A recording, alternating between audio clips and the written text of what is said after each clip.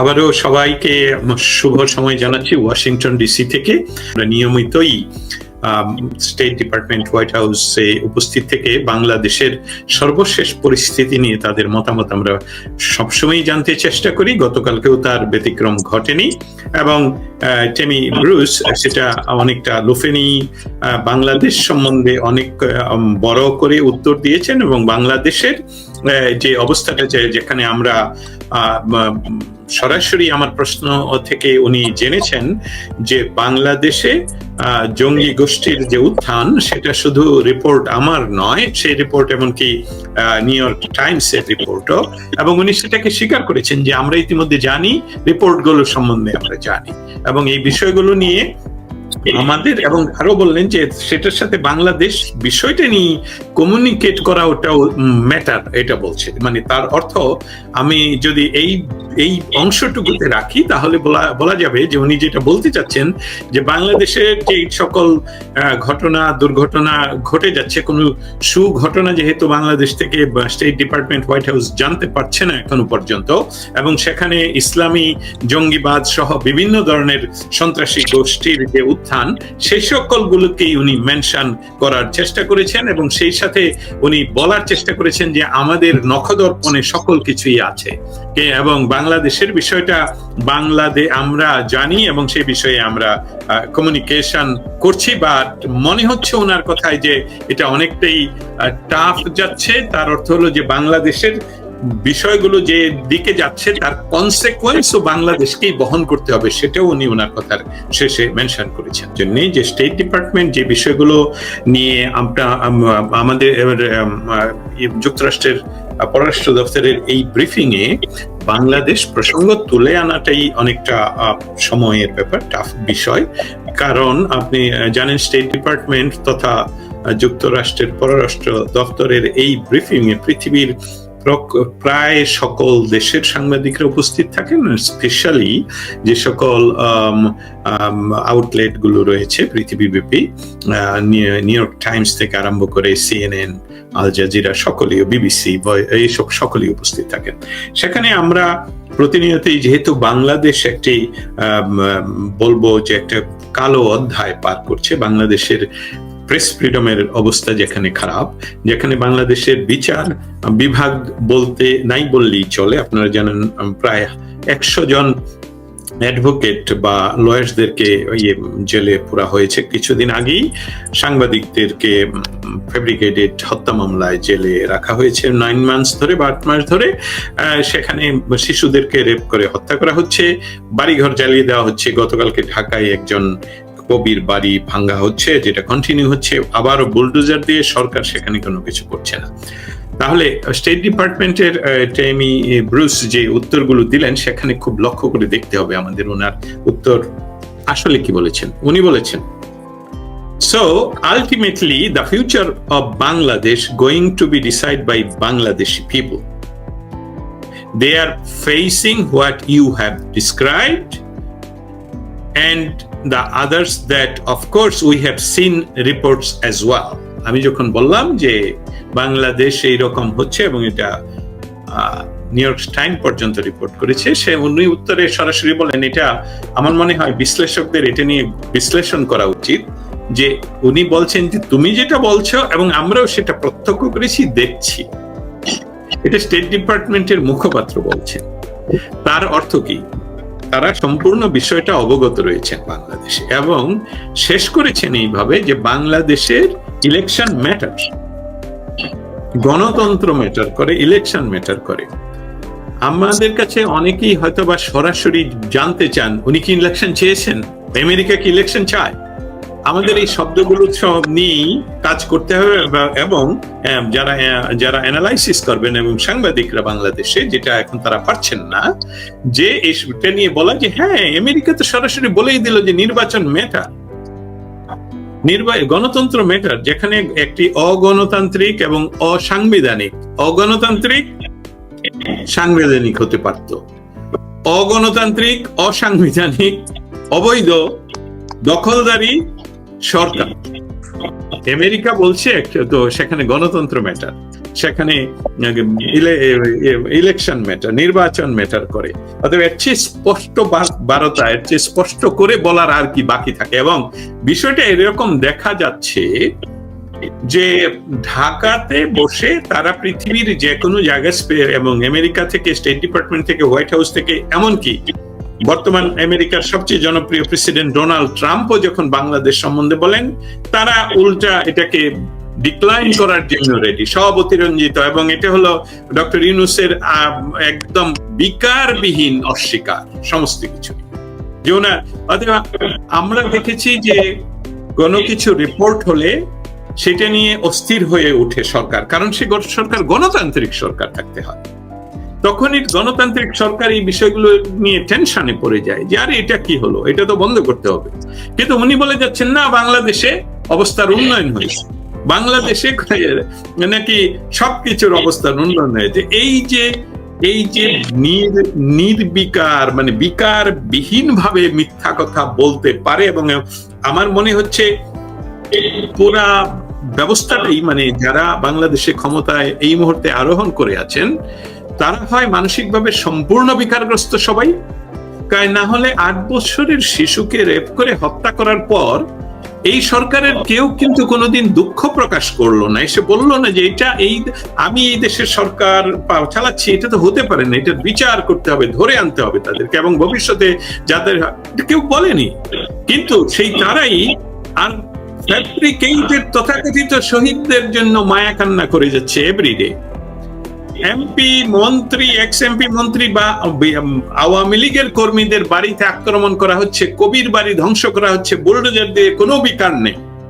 পৃথিবী বলছে তোমার দেশে গণতন্ত্র নেই। কালকে ফ্রান্স থেকে তারা চিঠি পাঠিয়েছে যে তোমার এই চিঠিগুলো বাংলাদেশের সরকার কোনো উত্তরই দিচ্ছে না। স্পেশালি আজকে যেটা অনেকটাই উনি কেন নিয়ে আসলেন টিউলিপ সিদ্দিকের বিষয়টা, সেখানে আবার উনি অ্যারেস্টের কথা বলেছেন, যেটা আসলে অ্যারেস্ট নয়, ওয়ারেন্ট। সেখানে এই বিষয়গুলো নিয়ে বাংলাদেশের সরকার কোনো ধরনের বিকার দেখাচ্ছে না যে 100 জন আইনজীবীকে একসাথে জেলে পুরে কি করে। এটা তো মানে এটা তো সরকারেরই লজ্জা হওয়া উচিত যে কেন 100 জন আইনজীবীকে বিচার, 100 জন কেন 1000 জনকেও যদি কোনো কেস হয়, তাহলে তো এসবগুলো সব জামিনযোগ্য। যা আপনি যদি জামিন দিয়ে তাদেরকে রেখে দেন, বিচারের আওতায় এনেন, তাহলে তো কথা। কিন্তু তাদের সবাইকে জেলে পুরে রাখলেন। অতএব সেটাই স্টেট ডিপার্টমেন্ট, আমি যেটা মনে করি, যে স্টেট ডিপার্টমেন্ট উদ্বেগ প্রকাশ করেছে এইভাবে যে বাংলাদেশ একটা গণতন্ত্রহীন পরিস্থিতিতে মানুষ সাফার করছে। এই সাফারিং থেকে উত্তরণের জন্য একমাত্র পন্থা হলো নির্বাচন এবং এই গণতন্ত্র। অতএব সেটাই তারা যে কথাগুলো আমরা বলছিলাম, স্টেট ডিপার্টমেন্টের গতকালকের প্রশ্ন এবং স্টেট ডিপার্টমেন্টের মুখপাত্র টেমি ব্রুসের উত্তর, সেই সকল বিষয়ে যিনি যে উনার যে আমার প্রশ্নের উত্তরে যে উত্তর উনি দিয়েছেন যে ইলেকশন ম্যাটার্স, বাংলাদেশে গণতন্ত্র ম্যাটার্স, এই বিষয়গুলো যেহেতু বর্তমান সরকার, বারবারই আমরা বলছি যে বর্তমান সরকারের মৌলিক কাজ যেহেতু একটি তথাকথিত, তারা বলছে বিপ্লব, কিন্তু এটা এই সরকার যিনি পরিচালনা করছেন উনি নিজেই বারবার স্বীকার করছেন যে this is a pre planned, মানে মেটিকুলাসলি ডিজাইন করে একটা ক্ষমতার দখল করা। সেখানে যে বিষয়টা যে democracy matters and press freedom matters, election matters. দেখুন, এই মুহূর্তে বাংলাদেশে সরকারের কোন সমালোচনা কেউ যদি করে, সাথে সাথে তাকে ট্যাগ দেওয়া হয় আওয়ামী লীগ, এবং সেখানে শুধু তাকে অত্যাচার নয়, তাকে হত্যা করলেও তার বাড়িঘর বুলডোজার, সরকারি বুলডোজার নিয়ে ভেঙে দিলেও কোনো প্রতিকার হচ্ছে না। অতএব সরকারের সমালোচনা, উনি বলেন যে হ্যাঁ সবাই কথা বলেন, সমালোচনা করেন, কিন্তু সরকারের কোন সমালোচনা মানেই হলো আপনি এই তথাকথিত তাদের মেটিকুলাসলি ডিজাইন আন্দোলনের বিরোধীকারী। এবং সেটা নিয়ে তারা মাঠে ময়দানে অনেক চেষ্টা করেছেন, কারণ ইতিমধ্যে তাদের অনেক বড় দুর্নীতির মাধ্যমে অনেক বড় ফান্ড তাদের কাছে এসেছে, যেসবগুলো নিয়ে তারা চেষ্টা করছেন এই কিংস পার্টিকে ধরে রাখার জন্য। যেটা আমিও আবার রিপিট করব, হয়তো বা আমাদের শ্রোতা মন্ডলী অধৈর্য হয়ে পড়বেন, কিন্তু তারপর এটা খুব ইম্পর্টেন্ট যে পহেলা বৈশাখের সেই কি পার্টির নামও তো মনে থাকে না তেমন করে, নতুন যে পার্টি এনসিপি, সেই এনসিপি পার্টির সে সভায় কিন্তু একজন জনসাধারণ ছিল না, সামনে ছিল ক্যামেরা সহ সাংবাদিকগণ। এই ভিডিওটা আমি শেয়ার করেছি আমার ওয়ালে, এবং ওনারা স্টেজে খুব খুব বিমর্ষ বদনে ওনারা কথা বলছেন। তাহলে এই কিংস পার্টির ভবিষ্যৎ তো আমরা জানি, যার জন্য তাদের জন্য আমি বলি, তারা যেটা ভাবে, ডক্টর ইউনূস যেটা ভাবেন যে ইলেকশন রিয়েলি ম্যাটার্স, কারণ আমরা ইলেকশন না দিলে আমার ভোটই তো হয়তো আমি দিতে পারবো না আমার ইয়েতে। অতএব আমেরিকা যেটা বলছে ইলেকশন ম্যাটার্স, তারাও ভাবছে ইলেকশন ম্যাটার্স, কিন্তু দুইজনের স্বপ্ন দুইটা। একটা হলো ইলেকশন ম্যাটার্স, নো ইলেকশন, আরেকটা হলো ইলেকশন ম্যাটার মানে we need election, we need democracy. তাদের ডেমোক্রেসি তারা মনে করছে যে আমাদেরকে জুলাই যেভাবে আমরা মেটিকুলাসলি ডিজাইন করে এসে বসছি, যতদিন পারা যায় দেখা যাক না। কিন্তু আমরা যে জিনিসটা এখানে ভুলে যাচ্ছি, আমাদের জনগণ যারা শ্রোতা মন্ডলী, আপনাদের কাছে আমাদের একটা রিকোয়েস্ট, আমরা কিন্তু এই কথাগুলো বলছি বাংলাদেশে, যাতে আপনারা শুনে জানেন যে আসলে বাংলাদেশে তারা কি করছে। বাংলাদেশ, পুরা বাংলাদেশটাকেই এই সরকার কারাগারে পরিণত করেছে। এর কারণ আছে, কারণটা দেখুন, ট্রান্সশিপমেন্ট ভারত বন্ধ করেছে গত 15 বছরে। কখনো কি আপনারা বাংলাদেশের জনগণ যারা এক্সপার্ট নন, সাধারণ মানুষ, আপনারা কি জানতেন যে বাংলাদেশ একটা বিরাট পয়সা কামায় ভারতের উপর দিয়ে মালামাল অন্য দেশে রপ্তানি করে? না, জানতেন না, কারণ এসবগুলো কখনোই প্রচার করা হয়নি, সরকারের পক্ষ থেকেও করা হয়নি।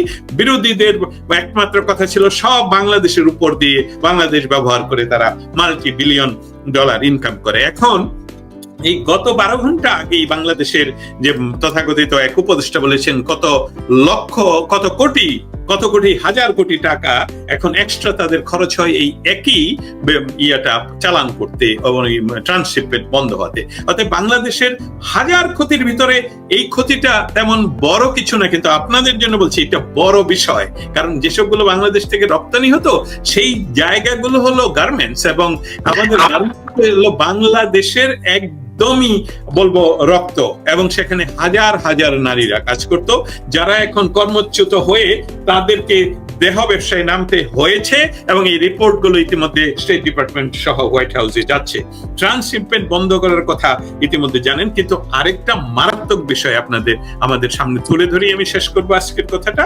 সেটা হলো যে আরাকানা, আমাদের বর্ডারে যে ঘটনাগুলো ঘটছে, সেই ঘটনাগুলো আমাদের মিডিয়া একদম অন্ধকারে রাখছে আপনাদেরকে। আমাদের দেশ একটি আলটিমেট যুদ্ধে কি জড়িয়ে যাচ্ছি আমরা, যেটাতে আমাদের কোনো লাভ হবে না, যা শুধু আমাদের দেশটা হয়ে যাবে একটা যুদ্ধক্ষেত্র, যেখানে বাংলাদেশের মানুষের কোনো লাভ হবে না। তাতে সেইটাকে রক্ষা করার জন্য ইউনূস সরকার এই বিকারবিহীন একটা মানুষের দুঃখ হয় না, কষ্ট হয় না কোনো বিষয়ে, সেই মানুষটাকে সে বাংলাদেশকে মানে তার ক্ষমতায় থাকার জন্য যদি আরাকান আর্মি যে তাদের রাষ্ট্র কায়েমের যে চেষ্টা করছে আমাদের বর্ডার এবং আমাদের পার্বত্য চট্টগ্রামও সেখানে আশঙ্কা দেখা দিয়েছে যে এটা আমরা হারিয়ে ফেলতে পারি, সেই সকল বিষয়ে আমাদের মিডিয়া কিন্তু কথা বলছে না। কিন্তু আমরা প্রেস এক্সপ্রেসের পক্ষ থেকে সবসময় সোচ্চার আছি, থাকবো ওয়াশিংটন ডিসিতে, বাংলাদেশের যাতে এই ধরনের যে ভবিষ্যৎ যে বাংলাদেশের প্রশিক্ষণ নিয়ে যুদ্ধে যায় রোহিঙ্গারা, রয়টার্স বলছে, আমি সকলকে বলি আপনারা একটু লক্ষ্য রাখুন, আমাদের প্রেস এক্সপ্রেসের উপর লক্ষ্য রাখুন, আমরা এই বিষয়গুলো নিয়ে সবসময় আপনাদের সামনে আসব। সর্বশেষ, বাংলাদেশে আসলে ইলেকশন ম্যাটার এটা মিন করে যুক্তরাষ্ট্র, অর্থ হলো তারা নির্বাচিত সরকারের সাথে কাজ করতে চায়। ইতিমধ্যে বিশ্ব ব্যাংক তা বলেছে যে তার বাংলাদেশ ইতিমধ্যে তাদের কন্ডিশন ফুলফিল করতে পারছে না, তাদের যে ঋণ আরেকটা ঋণের অংশ তাদের পাওয়ার কথা। সকলেই যাচ্ছে বাংলাদেশের আমাদের আর্থসামাজিক অবস্থানকে নড়বড়ে ইতিমধ্যে যেটা হয়ে গেছে আরো গভীর খাতে আমরা পড়ে যাচ্ছি। একটা যুদ্ধে যদি এই ইউনূস সরকার জড়িয়ে যায় আর শুধু ক্ষমতায় থাকার জন্য, আপনারা জানেন ইউক্রেনকে যুদ্ধে জড়িয়ে রেখে ইউক্রেনের জেলেনস্কি কোনো নির্বাচনের প্রয়োজন নেই, তারা আছে, ঠিক একই পন্থায় তারা ওই পথে হাঁটতে চাচ্ছে। আমাদেরকে নিজেদেরকে প্রস্তুত রাখতে হবে, যে কোনো সময়ে আপনাদের রাস্তায় নেমে আসতে হবে। এই দেশ আপনার, এই দেশ আমাদের, এই দেশকে রক্ষা করার মৌলিক দায়িত্ব আপনাদের। আমাদের কাজ হলো আপনাদেরকে ইনফর্ম করা, এবং ওয়াশিংটন ডিসি থেকে প্রেস এক্সপ্রেস সর্বদাই আপনাদের পক্ষে আছে, এবং আমরা তথ্য নিয়ে আপনাদের সামনে হাজির হব। ধন্যবাদ।